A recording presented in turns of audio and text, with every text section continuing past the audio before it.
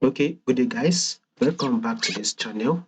Those of you that are yet to subscribe, make sure you please click on the subscribe button, like, share, and also make your comments. So let's take a look at this AUD USD. By the way, let's start with the trend.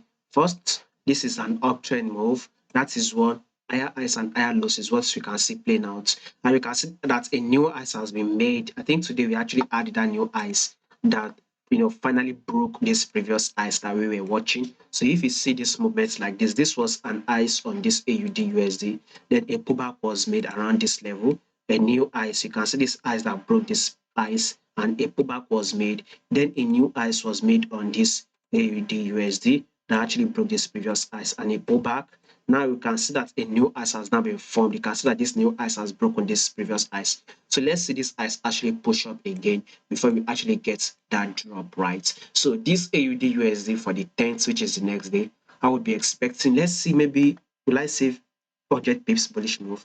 Let's watch out for at least 100 pips bullish move before we kind of get that drop again, before, maybe a drop or a pullback will play out.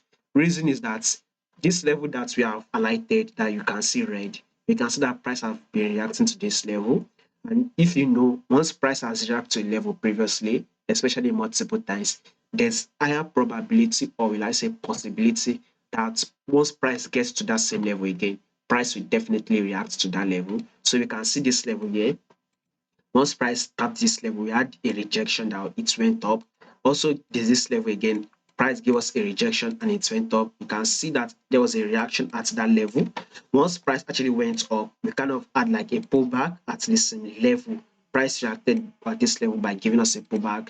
Then price went up, right? No doubt about that. Even if we also see this price came to this level, then a pullback was made. Then price kind of pushed up. Anyway, once price dropped, we actually had a pullback that tested this level again and price has dropped. So this is one of the reasons why I'm saying we should be expecting AUD USD to give us a bullish move again. Once it hits this level, then we can now watch out for a drop.